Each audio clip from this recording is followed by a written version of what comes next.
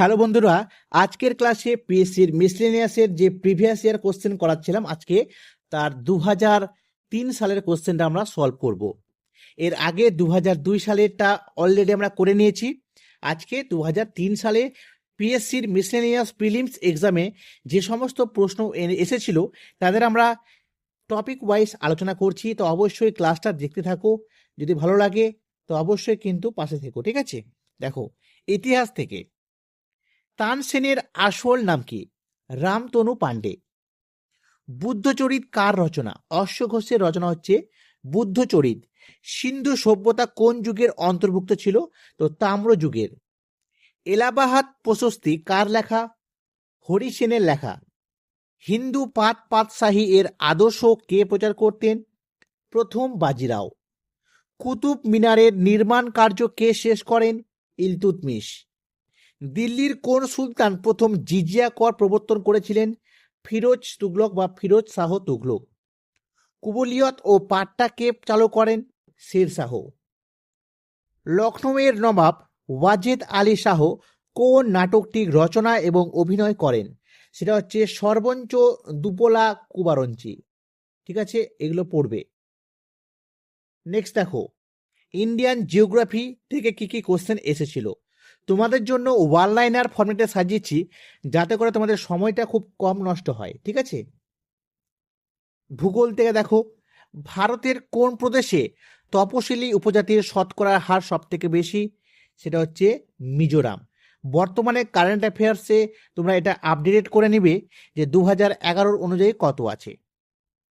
কোন শহরে আণবিক তাপবিদ্যুৎ কেন্দ্র অবস্থিত? তো অপশন অনুযায়ী কালপক্কম, ঠিক আছে? এটা কালপক্কম হবে, একটু টাইপিং মিস্টেক হয়েছে, কালপক্কম মনে রাখবে।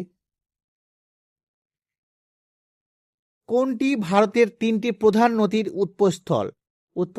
সেটা হচ্ছে অমরকণ্টক। এই অমরকণ্টক থেকে 3টা নদী উৎপন্ন হয়েছে। তোমরা যদি কমেন্ট করে পারো এই 3টা নদী কি কি, একটু কমেন্টে জানাও দেখি। অমরকণ্টক থেকে 3টা নদী সৃষ্টি হয়েছে, কি কি? ভারতের বৃহত্তম তৈল শোধনাগার কোথায় রয়েছে? জামনগড়ে। ভারতের কোন অঞ্চলে যাযাবরী পশুপালন চালু হয়? মেঘালয় মালভূমিতে। কোন ভূতাত্ত্বিক যুগে দাক্ষিণাত্যের মালভূমির সৃষ্টি হয়েছিল? সেটা হচ্ছে প্রাক কেমব্রিয়ান। ভারতের সর্বাধিক বৃষ্টিপাত হয় কোথায়? মৌসিনরামে। পৃথিবীর সর্বোচ্চ স্থান কত বা কোনটা? সান্দাকফু। তৎকালীন ভারতে কেন্দ্রশাসিত অঞ্চলের সংখ্যা কত ছিল? 2003-এ 7টি, বর্তমানে 8টি হয়ে গেছে, ঠিক আছে, মনে রাখবে। এবার ভারতের সংবিধান অর্থাৎ পলিটি এবং কনস্টিটিউশন থেকে দেখে নেব প্রশ্ন, কোন কোন প্রশ্নগুলো এসেছিল পরীক্ষাতে। ভারতের রাষ্ট্রপতি নির্বাচিত হয়ে যে ন্যূনতম বয়সের প্রয়োজন সেটা হচ্ছে 35 বছর। ভারতীয় নাগরিকদের মৌলিক দায়িত্বের সংজ্ঞা কোন ধারাতে বলা হয়েছে? 51A নাম্বার ধারাতে। 1946 সালে সংবিধান সভার প্রথম সভাপতি কে ছিলেন? তো এটা অ্যাকচুয়ালি স্থায়ী সভাপতির কথা বলছে, ডক্টর রাজেন্দ্র প্রসাদ। পঞ্চায়েতের সংজ্ঞা সংবিধানের কোন ধারায় পাওয়া যায়? 243 ধারাতে।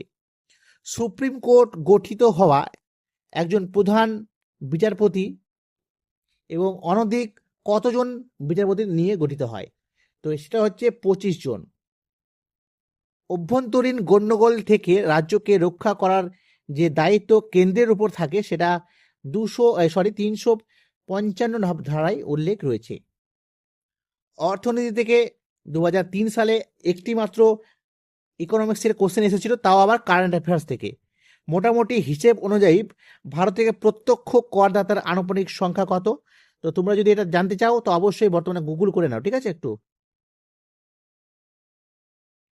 1 গ্রাম, ঠিক আছে, 0 ডিগ্রি উষ্ণতার তাপমাত্রার বরফকে যদি 100 ডিগ্রি তাপমাত্রার বাষ্পে পরিণত করতে হয় তাহলে কত তাপ লাগবে?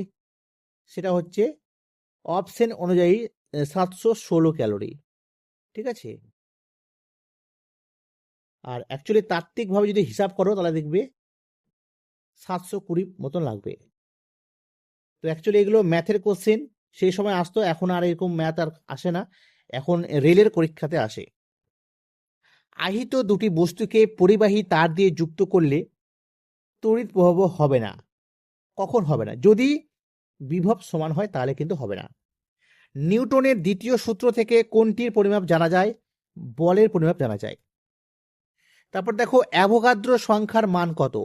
অ্যাভোগাদ্রো সংখ্যার মান,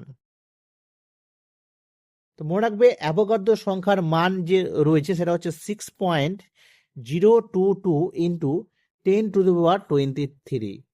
ঠিক আছে।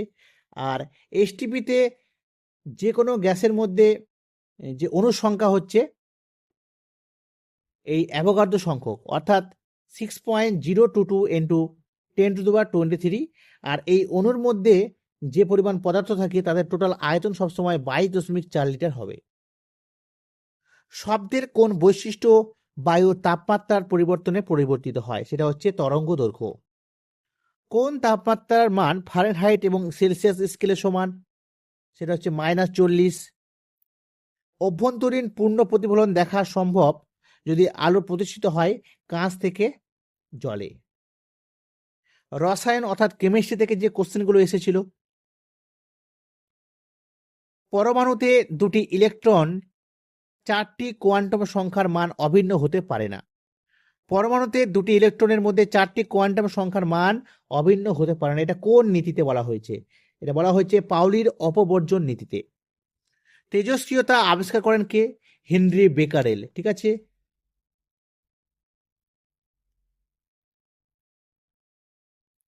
তারপর দেখো যে পদার্থ ধর্ম বহুলিত অর্থাৎ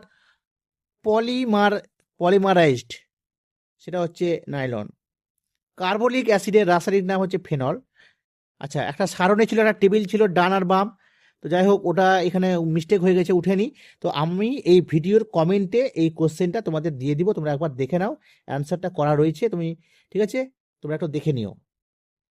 নীলের দ্রবণে রজনীগন্ধার মঞ্জুরি ডোবালে ফুলগুলো নীল বর্ণ ধারণ করে। ঠিক আছে। তো এটা কোন ঘটনা ঘটছে? এখানে হচ্ছে অভিশবন প্রক্রিয়া ঘটছে। জার্মান সিলভার কোন ধাতুর সংকর ধাতু? তামা, দস্তা আর নিকেল। বিকৃত প্রকৃত অ্যালকোহল তৈরি হয় বিষাক্ত পদার্থের উপস্থিতির কারণে। ঠিক আছে, এগুলো দেখবে। জীববিদ্যা থেকে যে সমস্ত কোশ্চেন এসেছিল সেগুলো আলোচনা করব। গ্যামেট তৈরির যে দশায় মায়োসিস কোষ বিভাজন ঘটে সেটা হলো বহু বিভাজন। জীবন সৃষ্টির সময় সর্বাপেক্ষা গুরুত্বপূর্ণ ঘটনা হচ্ছে অ্যামাইনো অ্যাসিড তৈরি। নিম্নলিখিত কোন রোগটি লিঙ্গযুক্ত অর্থাৎ সেক্স লিঙ্কড? সেটা হচ্ছে অপশন অনুযায়ী বর্ণান্ধতা। গ্রানা ও স্ট্রোমা এই দুইয়ের সমন্বয়ে গঠিত হয় ক্লোরোপ্লাস্ট। শস্যল বীজের খাদ্য সঞ্চিত থাকে শস্যের মধ্যে অর্থাৎ এন্ডোস্পার্ম বলা হয়, এন্ডোস্পার্ম। এটা মনে রাখবে। শ্রেণীবিন্যাসের জনক ক্যারোলাস লিনিয়াসকে বলা হয়। ডিগবাজি চলন বা সামারসল্টিং চলন দেখা যায় হাইড্রাতে। সাম্প্রতিক কিছু জ্ঞান এবং কারেন্ট অ্যাফেয়ার্সও ইনক্লুড করেছি, জাস্ট তোমাদের দেখানোর জন্য কারেন্ট অ্যাফেয়ার কি ধরনের এসেছিল। ঠিক আছে, তবে অবশ্যই এই কারেন্ট অ্যাফেয়ার্সগুলো এখন দেখা দরকার নেই, জাস্ট দেখে নাও কি ধরনের কোশ্চেন এসেছিল, আর বাকিগুলো আমরা দেখব। ঠিক আছে। একাদশ শীর্ষ সার্ক সম্মেলন, তাহলে তোমরা কারেন্ট অ্যাফেয়ার্স থেকে সার্ক সম্মেলন থেকে পড়তে হবে তোমাদের। তারপরে বিশ্বকাপ থেকে পড়তে হবে। ঠিক আছে, বিশ্বকাপের ফুটবল, ক্রিকেট এইসব থেকে কোশ্চেন আসে। তারপরে দেখো স্ট্যাটিক জিকে থেকে কোশ্চেন, কুচিপুড়ি নাচের উৎপত্তি কোন রাজ্যে? সেটা হচ্ছে অন্ধ্রপ্রদেশ। তারপরে দেখো মহাস্থবির জাতক এই গ্রন্থটির রচয়িতা কে?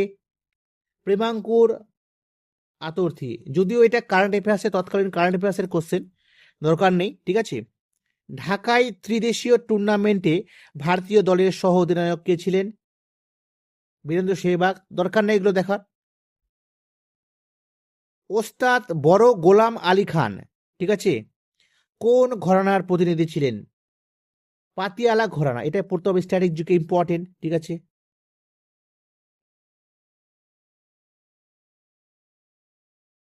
তারপরে দেখো মেইন ক্যাম্প, যার বাংলা করলে হয় আওয়ার স্ট্রাগল। মেইন ক্যাম্প এই গ্রন্থটি কার লেখা?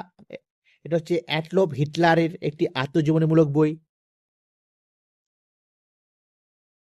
এটা কারেন্ট অ্যাফেয়ার্স থেকে কোশ্চেন, কারেন্ট অ্যাফেয়ার্স, ঠিক আছে, দরকার নেই এগুলো, জাস্ট তোমরা দেখে নেবে কি ধরনের প্রশ্ন আসে।